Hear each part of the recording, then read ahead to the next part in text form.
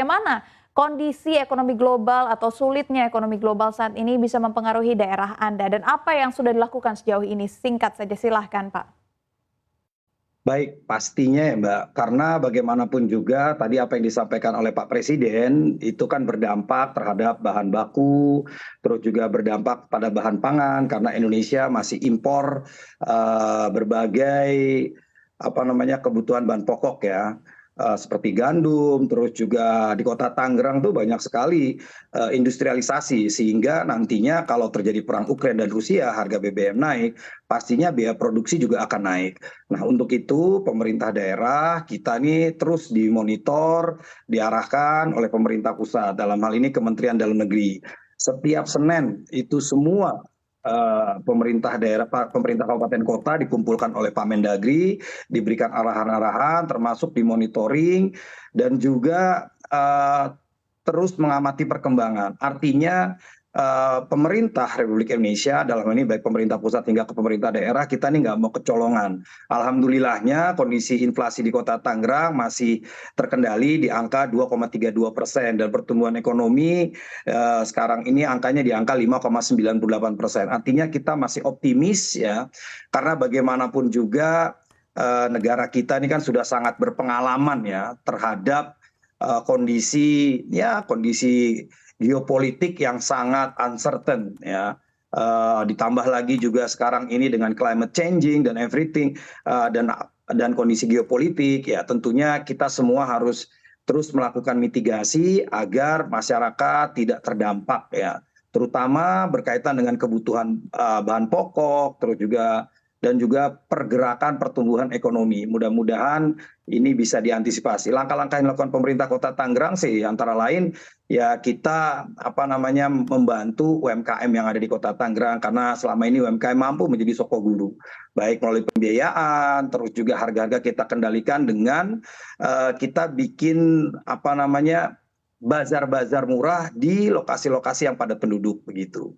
Ya, ditambah juga kita mensubsidi kebutuhan-kebutuhan masyarakat kaitan pendidikan, transportasi, sehingga tetap mendorong daya beli masyarakat. Demikian, Mbak Sa. Iya dan yang kami ketahui juga bahwa saat ini Tangerang juga membentuk program 1000 warung rakyat berbasis digital ya Pak. Saya boleh tahu Pak, dengan adanya program ini dengan sebelum memiliki program ini seberapa signifikan perubahan yang dialami oleh Kota Tangerang? Ya, jadi tadi ya, ini salah satu bagian dari program pemerintah Kota Tangerang mendorong pertumbuhan ekonomi melalui UMKM. Di mana kita tahu walaupun di wilayah Kota Tangerang banyak minimarket, tapi sementara ini juga masih banyak warung-warung di tengah-tengah kampung masyarakat. Ini harus kita jaga. Nah, program warung digital ini mereka kita bentuk satu koperasi bersama. Sehingga mereka dengan berkonsolidasi, berkolaborasi, mereka mampu mendapatkan barang-barang dengan harga yang lebih murah karena diskonnya lebih besar begitu.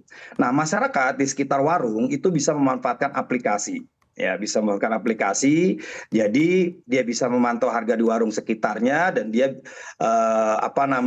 yang cukup bersaing dengan harga-harga minimarket sehingga daya beli masyarakat tetap terjaga karena harganya cukup bersaing begitu.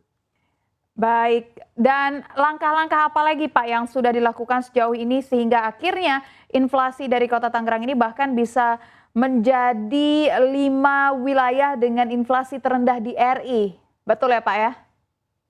Iya, jadi sebenarnya semua ini sesuai dengan arahan Pak Presiden, sesuai dengan arahan Pak Mendagri yang kita lakukan program penanganan inflasi ini harus terstruktur, masif, sistematis. Artinya semua harus bergerak bersama. Tidak hanya di level kota, tapi di tingkat kecamatan sampai tingkat kelurahan. Jadi kaitan bazar-bazar, semua wilayah, kelurahan-kelurahan, kecamatan-kecamatan melakukan bazar murah.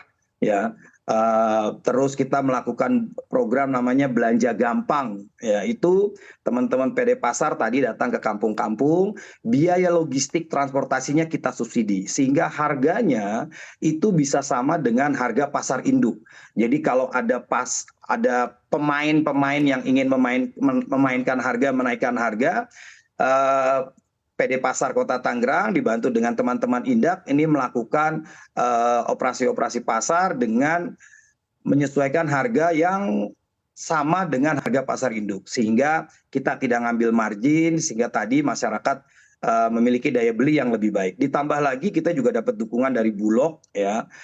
Ini rutin dilakukan, baik itu beras, gula, dan kebutuhan bahan pokok lainnya.